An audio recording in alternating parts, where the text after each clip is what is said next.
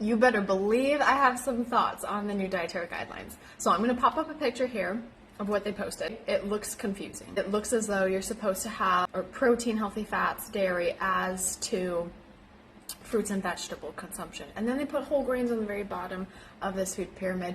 And quite frankly, it really seems like it's like a mockery of the old food pyramid, which we haven't used in over 20 years. A couple things have really changed. So the protein recommendation has changed from 0.8 grams per kilogram body weight to 1.2 to 1.6. So they definitely changed that. The research definitely shows that a high protein diet can be beneficial for healthy individuals, especially those that are trying to support their lean muscle mass, are active individuals, and quite frankly, a lot of the older adults don't eat enough protein as is. So helping to encourage that, I think, is a good thing. Let's not pretend that we haven't encouraged fruit and vegetable and whole food consumption, because every single dietary guideline has, and we haven't really switched them quite that much. Trying to say that this is revolutionary, it's not revolutionary. We've been saying this in the dietary guidelines for a very long time.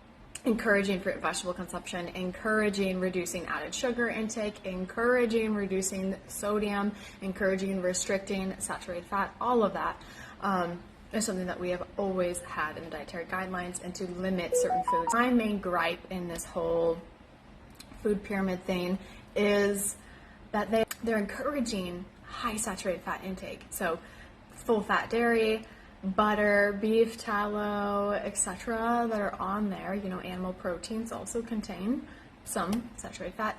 Honestly, if you followed what it seems like just that picture looks like, you would probably exceed the 10% of total saturated fat intake. Nor does this food pyramid even resemble something that an American consumer could look at and be like, okay, I understand. Because we just got rid of MyPlate, and I'll pop up a photo of that here.